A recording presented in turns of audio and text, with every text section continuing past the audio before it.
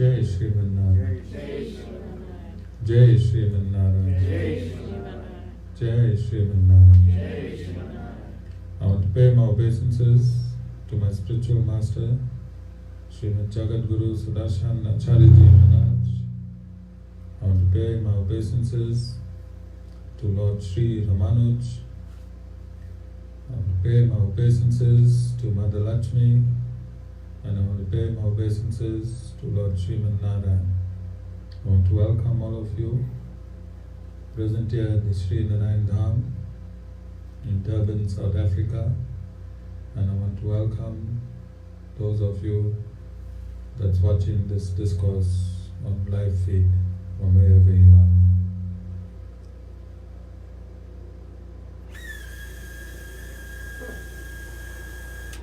In pursuance of expounding the Vishesh Advaita philosophy of the Sri Sampradaya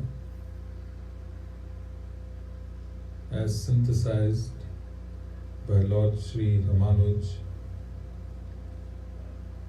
1000 years ago, we continue with our discussion of the Sri Ramanuj Gita Bhasya.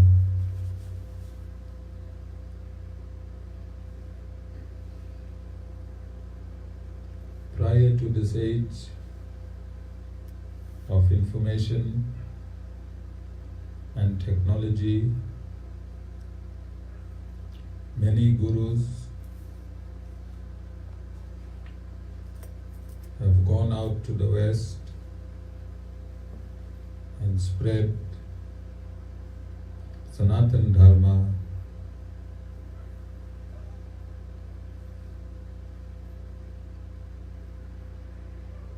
with relative truths. It is our mission through the Sri Vishesh Advaita Ramanuja Sampradaya to present to the world the absolute truth.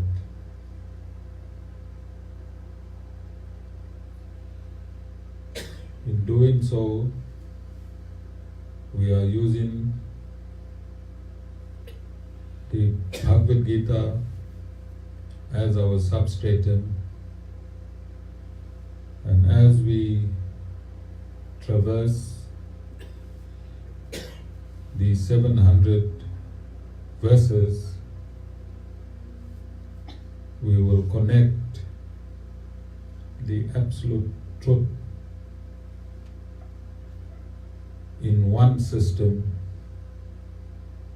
so that anyone from any part of the world in this age of information and technology can press just one button. By pressing that one button, they will know who the Supreme Personality of Godhead is, who they are, why they are here, what they are doing now, and where they are heading. These are questions that have boggled mankind since time immemorial. And our aim and mission is to give you answers, absolute answers, so that your misery in this material world is rent asunder with the transcendental knowledge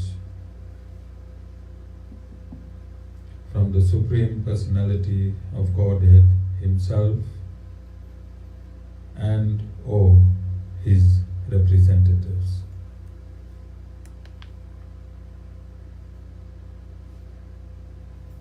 We will continue with the readings from the Bhagavad Gita.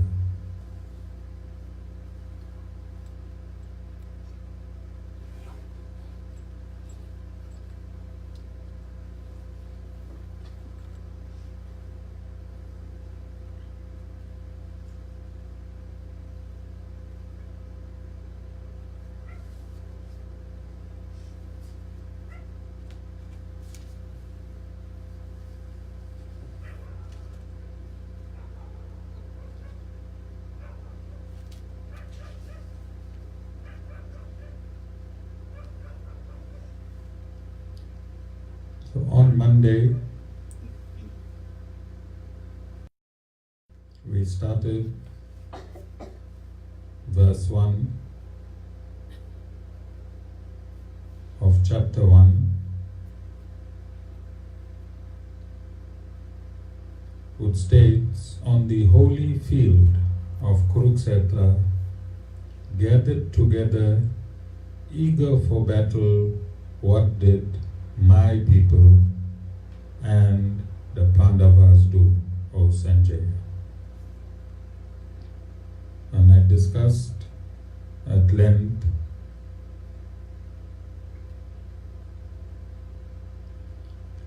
this question by Dhritarashtra, wherein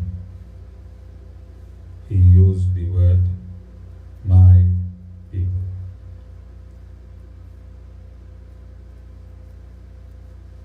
I want to discuss briefly on the holy field of Kuruksetra.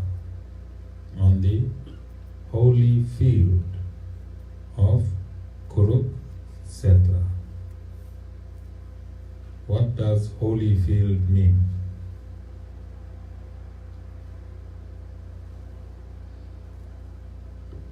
What does holy mean?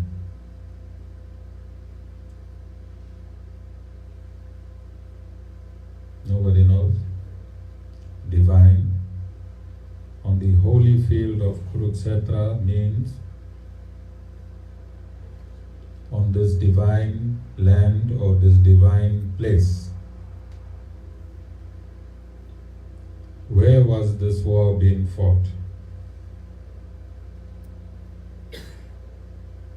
A divine place is a place of pilgrimage and worship, and the kings of yore worshipped and sacrificed and did pilgrimage at Kuruksetra. And Lord Narayan chose this battle to happen at the holy field of Kuruksetra because it is Vedic culture.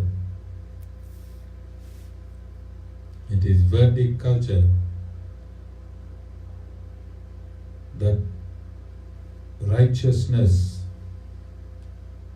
against unrighteousness must be discussed on a platform of absolute truth.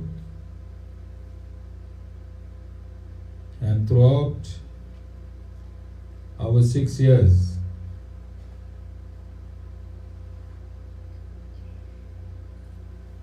whenever there was anything to be stated in respect of any matter that was related to me or the satsang or the aspirants, I discussed it where? At satsang. I took my precedent from Lord Narayan himself that all righteous matters must not be hidden underneath carpets or swept under carpets or put in closets so that you can retain a certain image, so that we can retain a certain image. Retaining an image is not as important as maintaining the absolute truth. And in order to maintain the absolute truth, then we discuss absolute matters on a righteous platform. And we have always discussed every single matter on this righteous platform. We heard from people that they were very shocked that this Guru discusses matters that pertains to his satsang on this live feed instead of resolving matters privately in his kutir. But we did not take any heed, because any matters arising from satsang must be dealt at satsang.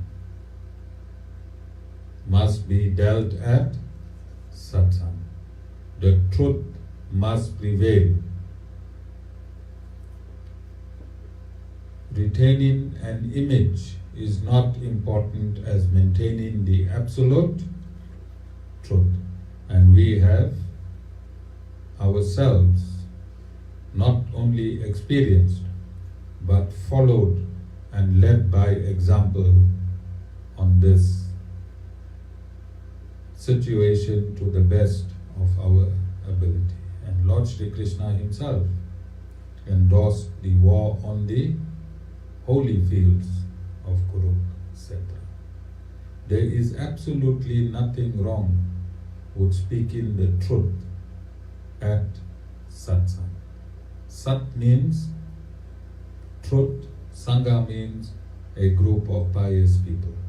Satsang means speaking the truth in the presence of a group of pious people. And if anything is related to this satsang, then this is the place it should be spoken. Like when the demon became overbearing on this earth, then that war was fought on the holy field of Kuruksetra. So in terms of verse 1, on the holy field of Kuruksetra, gathered together eager for battle, what did my people and what did Pandavas do, O Sanjay? That is verse 1. Now we're going to verse 2.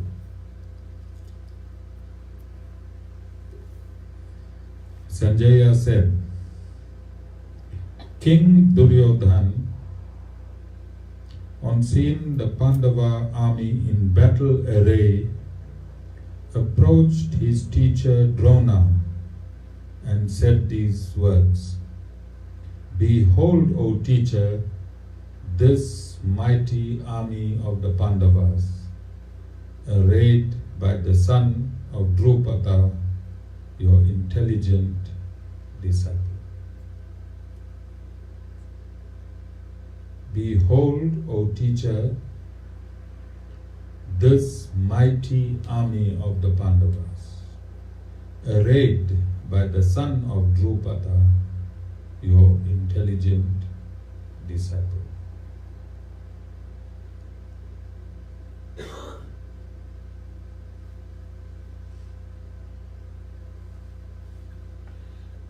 The army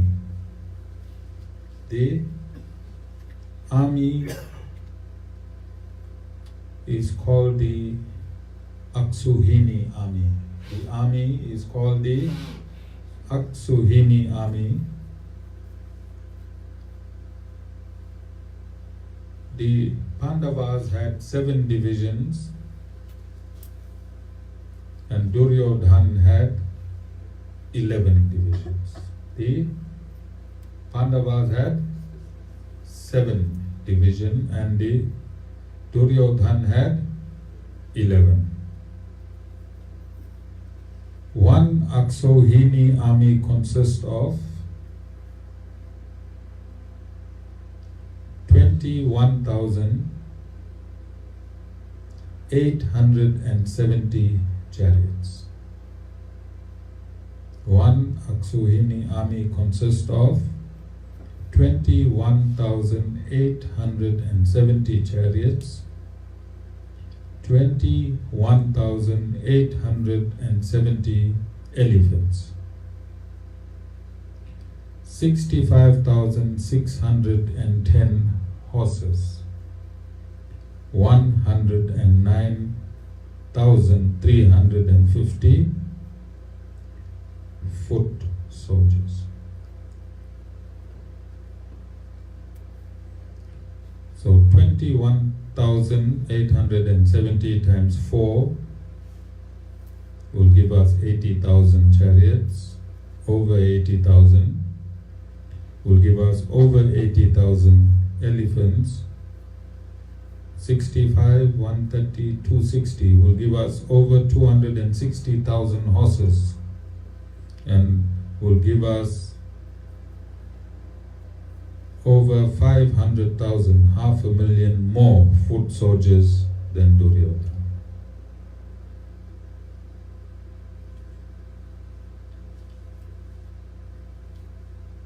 So we need to understand why Duryodhan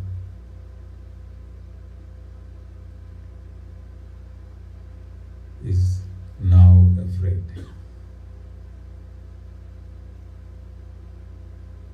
Duryodhan is now afraid.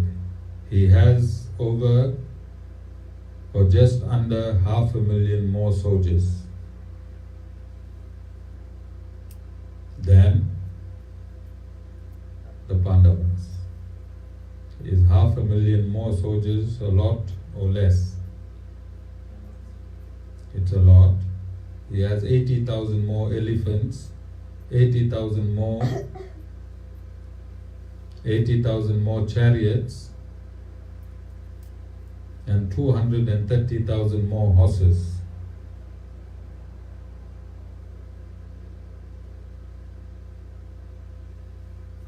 Seven over 11, accountant. 7 over 11, give me a percentage.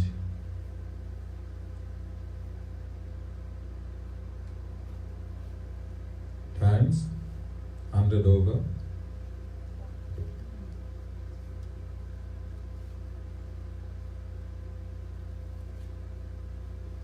Why should you doing that? Let me read this passage again. Sorry, this verse again.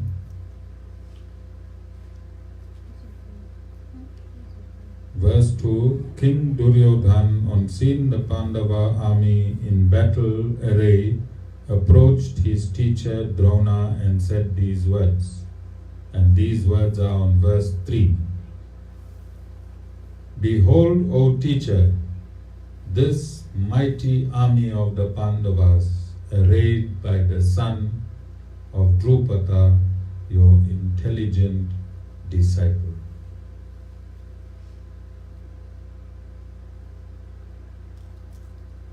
You getting a percentage? 63%. Sorry? 63%. So 7 over? 11. Okay, 47%. So Duryodhan's army is over 40% stronger. Over 40% stronger than Arjuna's army. Over 40% stronger than Arjuna's army. But he is telling his teacher, Drona, that this is a mighty army. This is a mighty army. Who is in this army of Arjuna? And wherever there is God, wherever there is God, the truth becomes mighty. The truth becomes mighty. One single truth is mightier than a zillion lies. One single truth is mightier than a zillion lies. And you see in verse 3,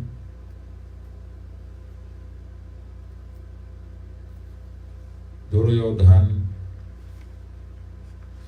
did everything possible to have this war and usurp the kingdom of the Pandavas.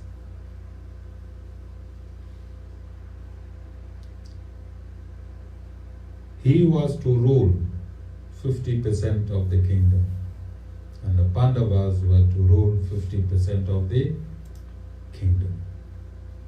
And this was an agreement by him.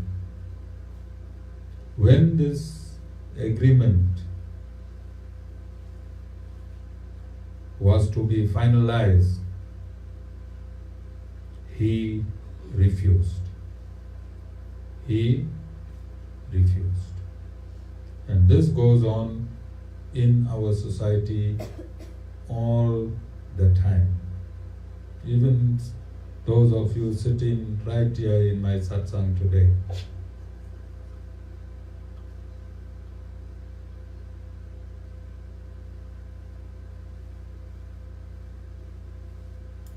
Duryodhan supposed to give gratitude to that half kingdom he has. He is supposed to give gratitude to the Supreme Personality of Godhead that he has half a kingdom to rule. What did Duryodhan want? The other half. Instead of taking care and maintaining the half that he has,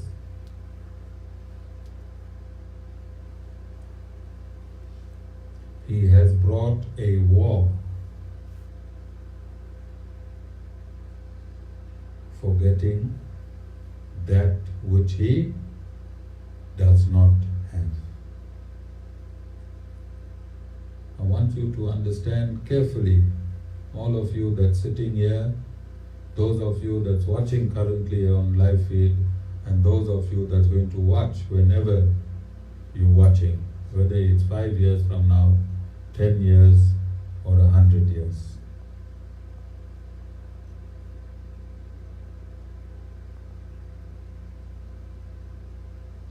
Everyone has a portion as per his or her karma from a previous lifetime. That portion is yours. Do not lament for what you don't have, because what you don't have is not yours. Give God gratitude for what you have already. And this is the greatest problem of humankind. This is the greatest problem of humankind. Look at this ashram. We're living in a modern first world city.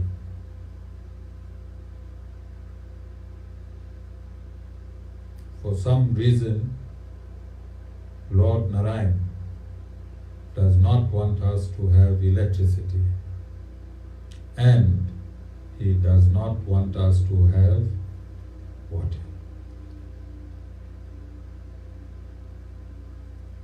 A few hundred meters from me are shacks. These people living in shacks, all they have to do is open a tap. Instantaneously the bucket is full.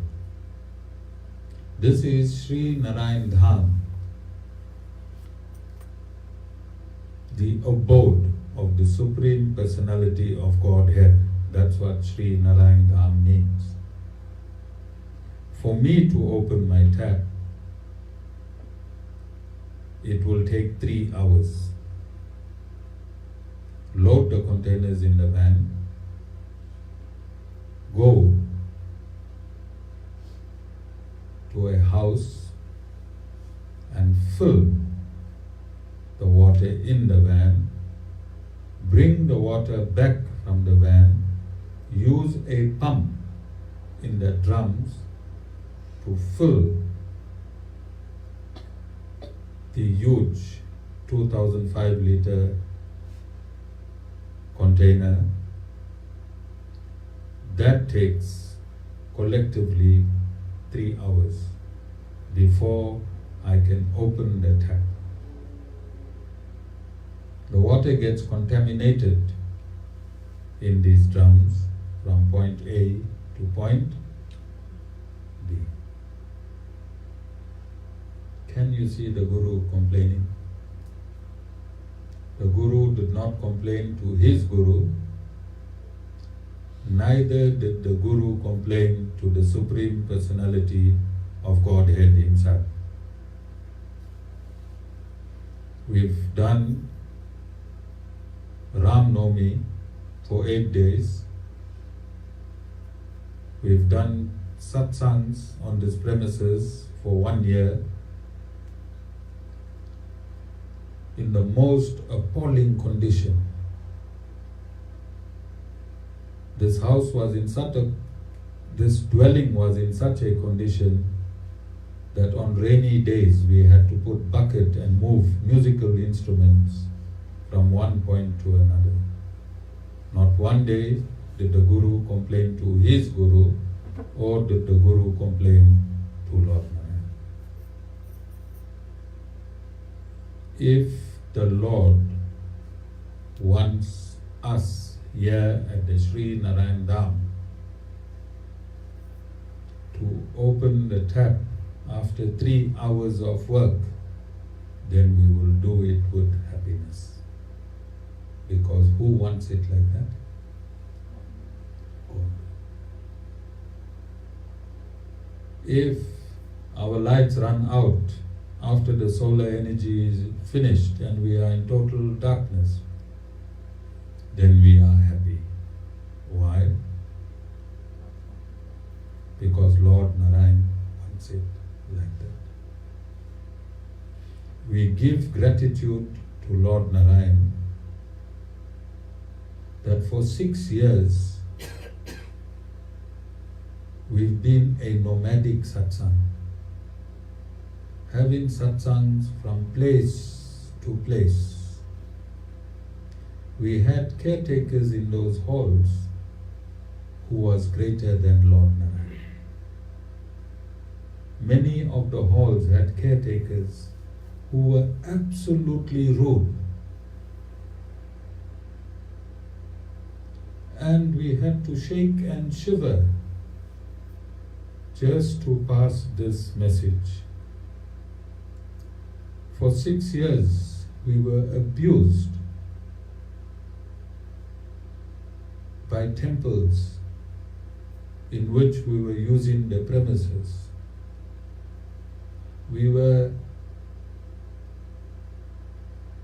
called many names because these temples couldn't get their own devotees, and when we used to have satsang, the halls used to get full.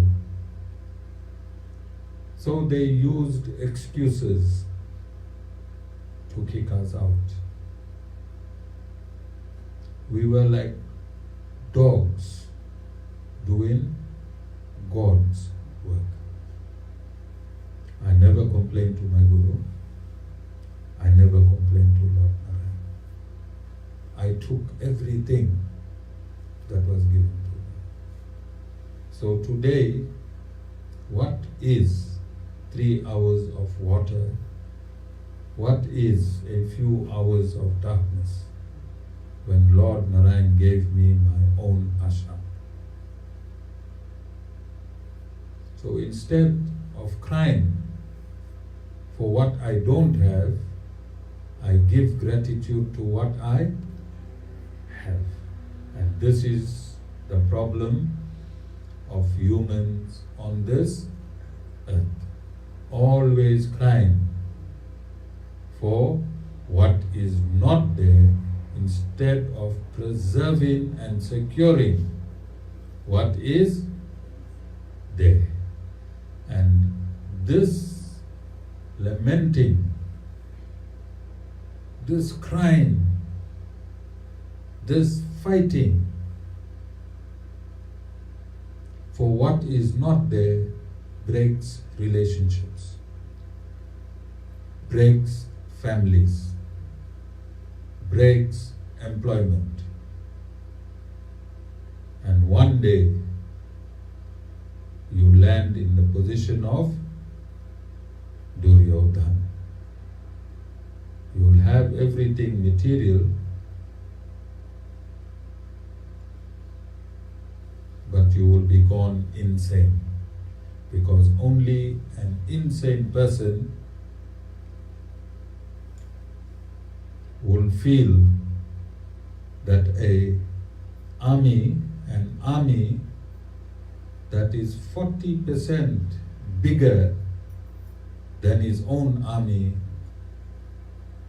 if that person has fear, then his quest for and greed has led him to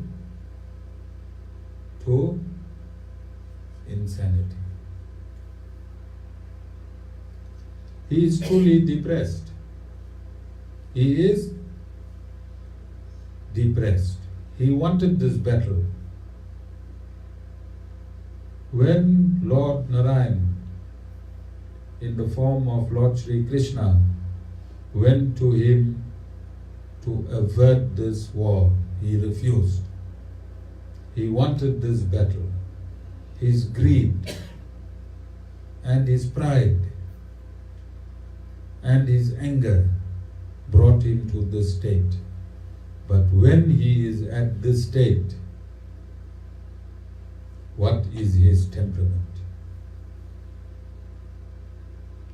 He lost the war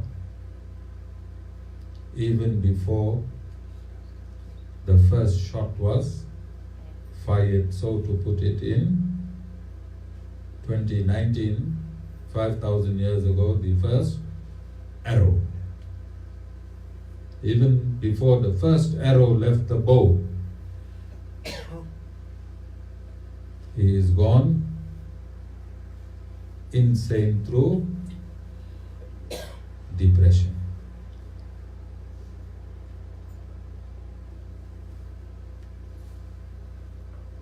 He is babbling. He is babbling.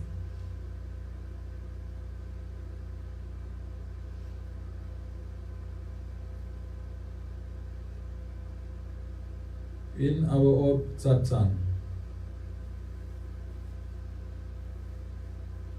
there was a group of people. Is someone outside?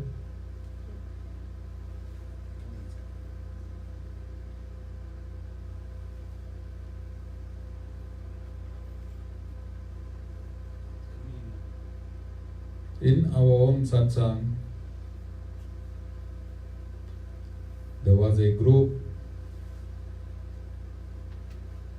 of people who had to leave because of their unrighteous behavior. And when they left, they attacked me through social media on a WhatsApp group.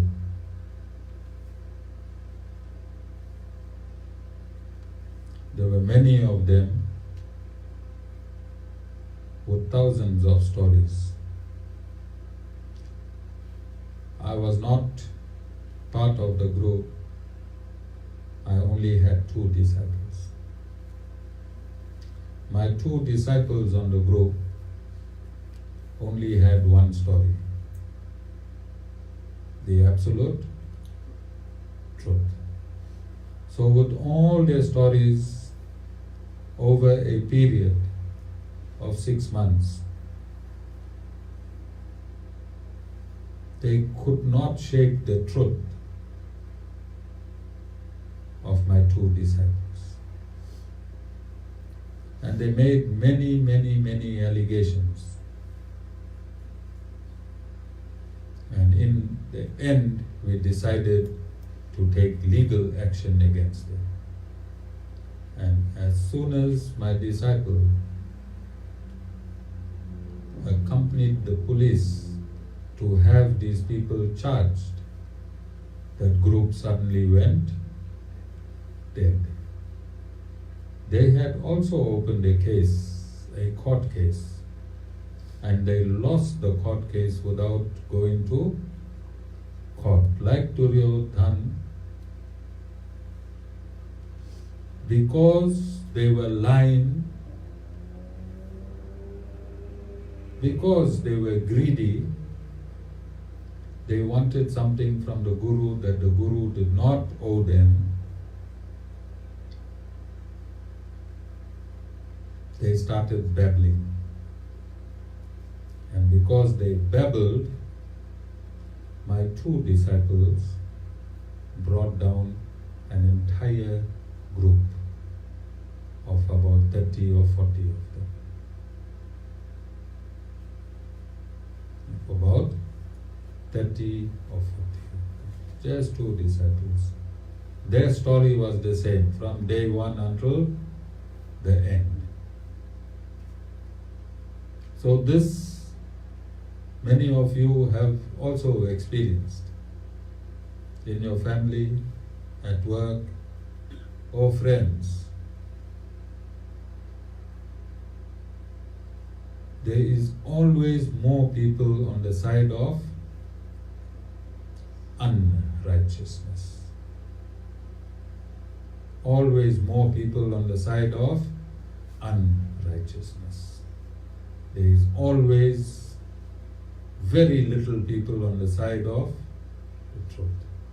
But as this verse is showing, and as my own experience and experience through life, God only joins the side of righteousness.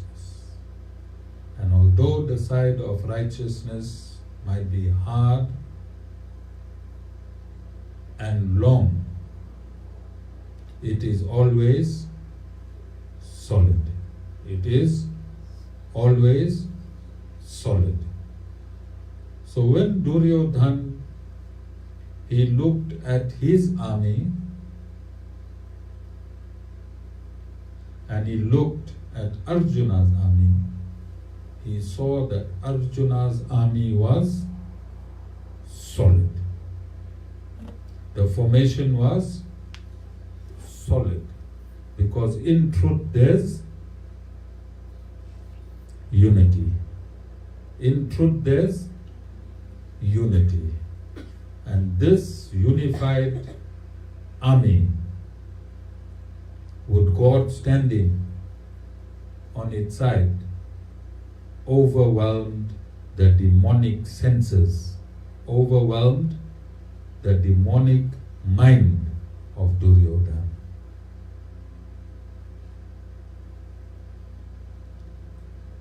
And although his army was small in size, its formation was of a formidable army in unification and truth. Like those that have attacked us on this social media platform. They were many, but they were not united in their truth, because demons can never have unity. Demons can never have unity. Unity is not one of their qualifications. They unite for a certain amount of time and then they disunite. And I hope that my transcriber sends a link of that WhatsApp group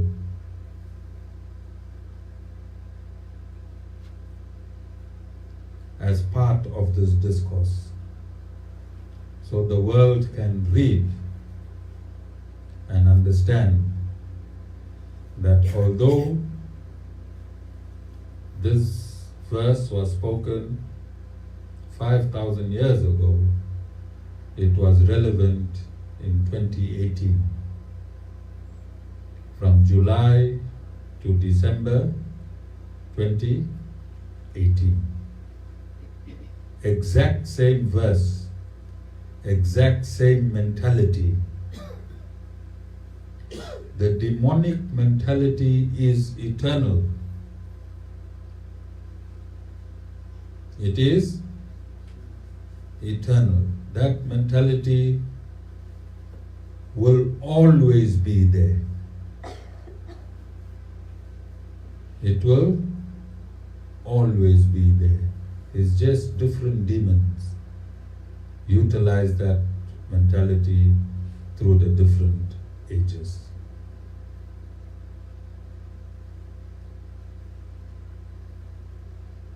So what is the lesson from verse 3?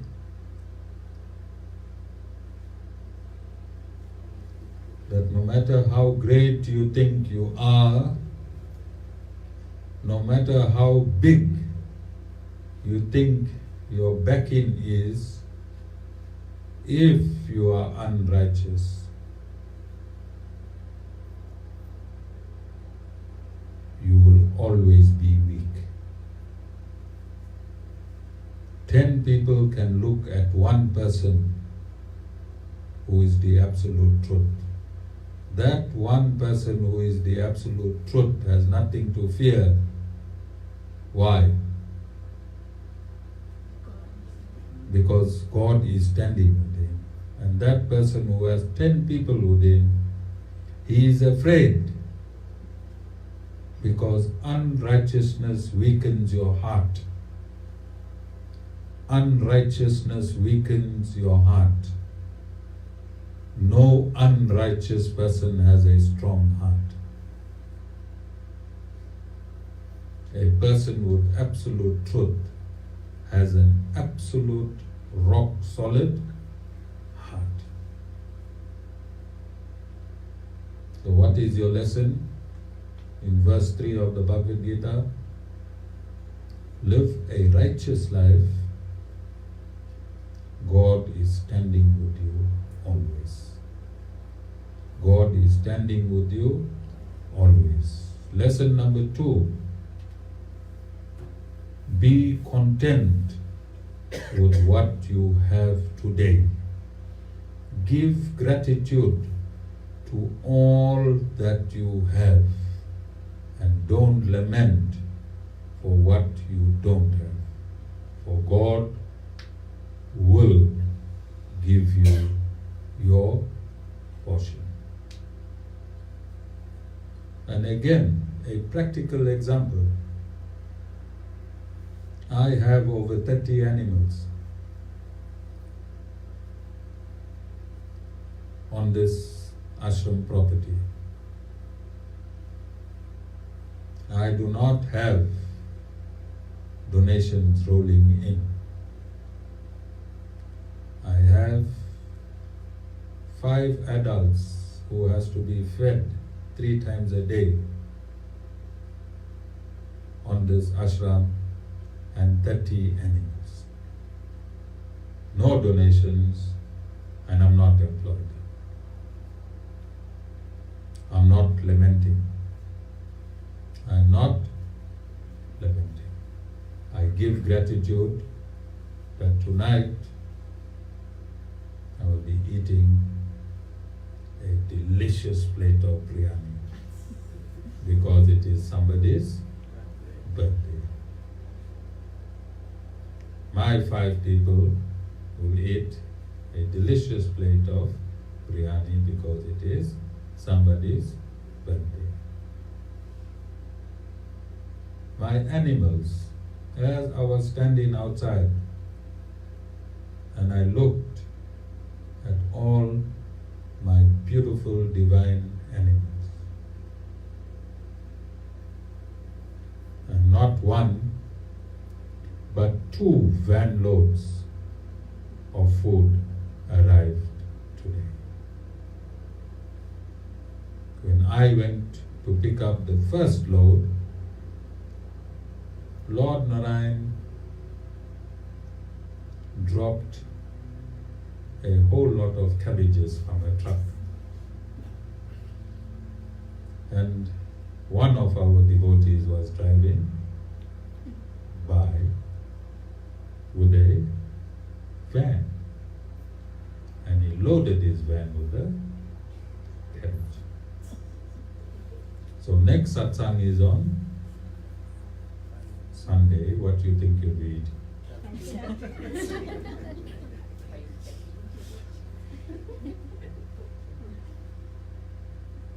So do not lament for what you don't have, because as God wants to give it to you, when you lament, when you cry, and you don't appreciate what God has given you, you lament your whole life. And slowly, from what God has given you, He'll start taking it away bit by bit. And one day you'll really have nothing.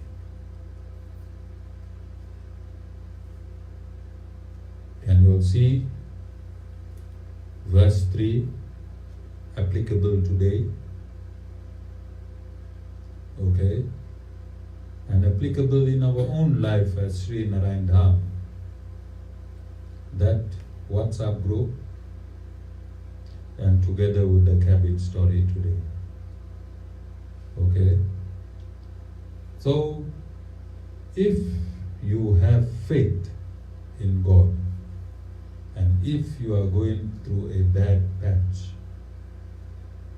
don't depress yourself in that bad patch. Have gratitude for all the good things that God gave you. And when you have gratitude for all the good that God gave you, that gratitude unlocks the bounty of God to give you more. Like a child. Like a child.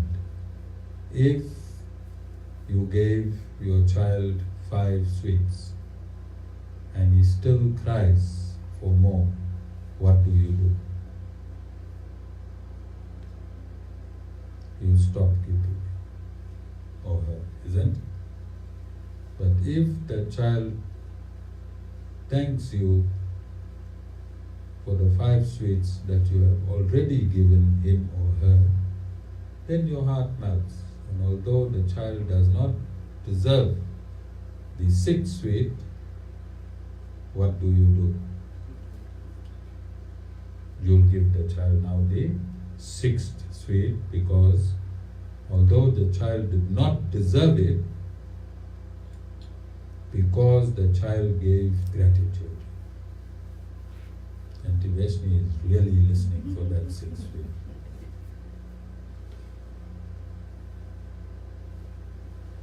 Okay? Before her father goes home, she'll thank him for everything that he has done. Okay?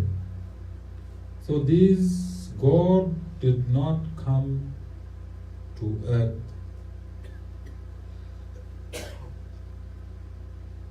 to play. God did not come to earth to play. Although these are called His Leelas, Leelas mean pastimes, He did not come to play. He came to salvage the pain and suffering of humans.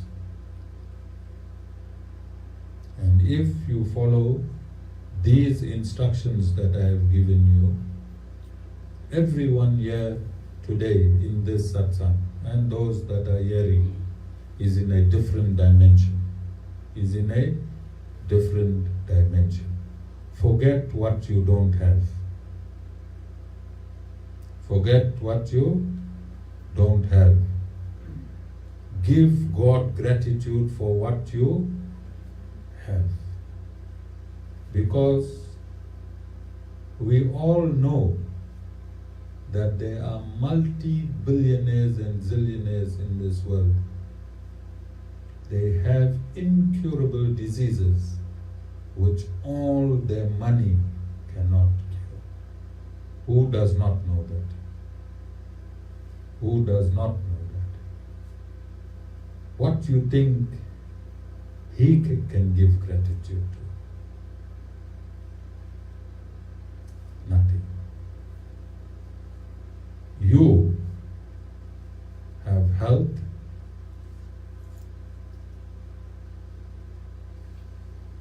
there are people right now as I am giving this discourse will do anything to be seated healthily like you. There are people that cannot walk on their own. They'll give anything to walk. There are people that are blind.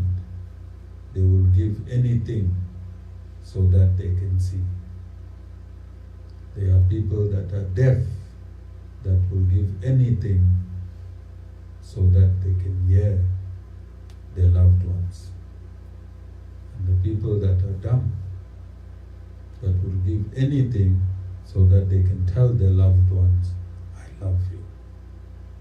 You have these things. These things no money can buy. Are you thanking God that your 5 senses are in working order?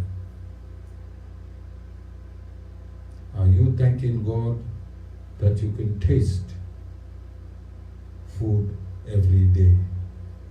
That you can swallow water every day? That you can urinate and defecate every day just by normally going to the toilet?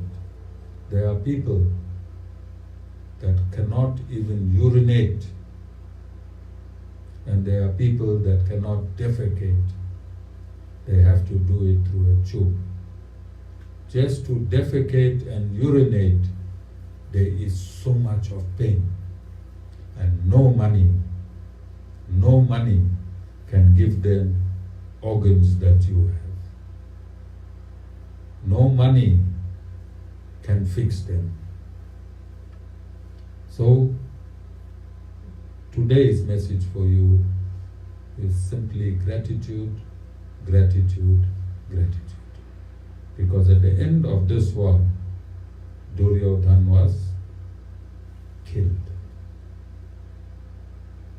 If he gave gratitude for that half of a kingdom that he had, he would have not died at this. And if you do not give gratitude for what God gave you, then you will also die, like Duryodhan. You will also die like Duryodhan. So reverse the process of your mind, because Kuruksetra in its gross form took place 5,000 years ago at Kuruksetra itself, and in its subtle form takes place in your mind 24 hours a day. This battle is in your mind 24 hours a day in subtle form. The 100 sons of Duryodhan, of Dhritarashtra, is tearing your mind apart. Kick out the 100 sons of Dhritarashtra from your mind and insert the 5 righteous sons of Pandavas and Lord Narayan himself.